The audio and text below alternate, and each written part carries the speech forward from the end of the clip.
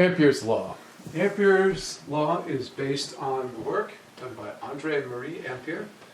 The amp, of course, is named after him. He is credited with discovering electromagnetism, or the relationship that you can generate a magnetic field from electricity and vice versa. In any case, Ampere's law is very similar to Gauss's law. In Gauss's law, we looked at the flux passing through an area and set that equal to the amount of charge contained within the surface that surrounded that, and of course multiplied or divided by a constant. Ampere's law is very, very similar in that respect. But instead of taking a surface and wrapping around a charge with that surface, we're going to take a loop and we're going to wrap a loop around current.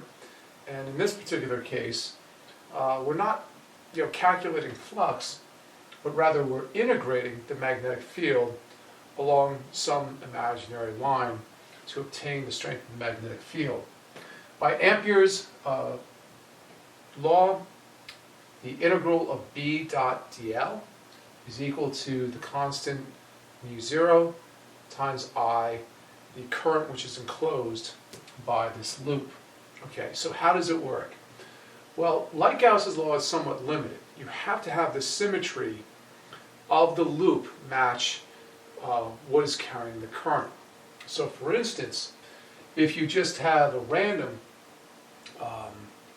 loop going around a current, that magnetic field is going to vary based on the radius. We've already seen that earlier. So again, we want to match our symmetry of the loop to the wire. In this case, if we have an isometrical loop around the wire, then Ampere's law is going to work because the magnetic field will be constant. We can solve that particular problem.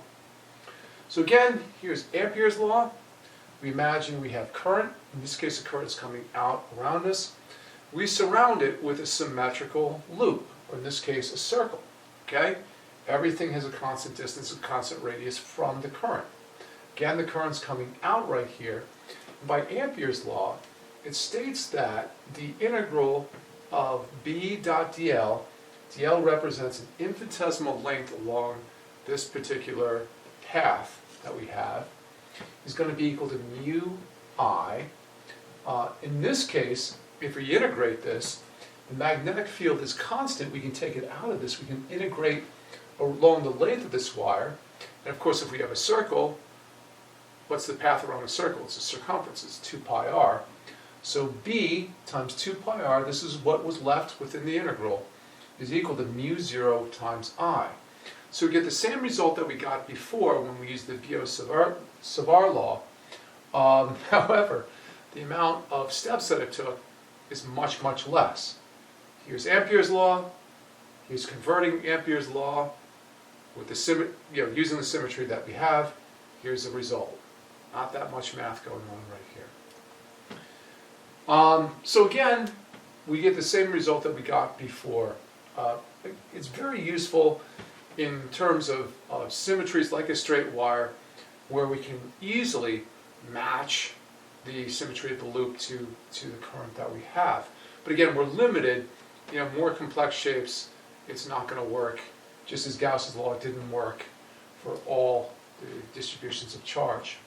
Here's an interesting case. Let's do Ampere's law for a wire, but we're going to go inside the wire this time instead of looking at the magnetic field further away from the wire.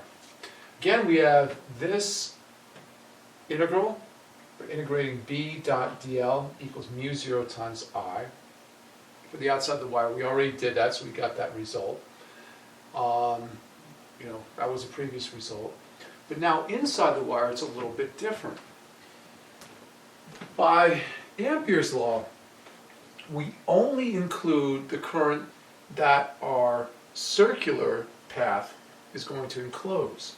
So if you look inside the wire itself, the radius that we look at is going to be less than the radius of the wire inside the wire.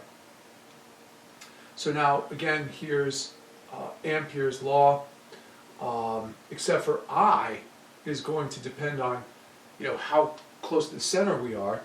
I is equal to the total current, I0, times A, the fractional area that we've enclosed, divided by the total area, A0. So converting this right here, I0 being the total current going through the wire, we have the fractional area, pi divided by pi cancels out, and now the total current that the current that we enclose is equal to a fraction of the total current, where R squared represents the distance from the center, and A squared represents the radius of the wire itself. So, reinserting this back into our original, we get that the magnetic field is equal to mu 0 times I0.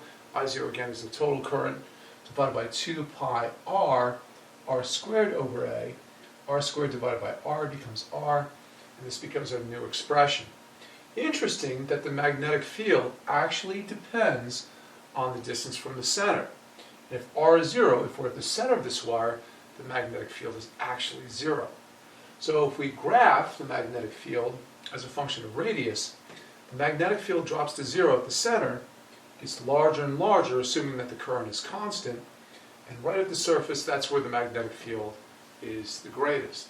So an interesting and unexpected result from Ampere's law, because you'd almost expect that the magnetic field would be fairly constant inside the wire. It's not.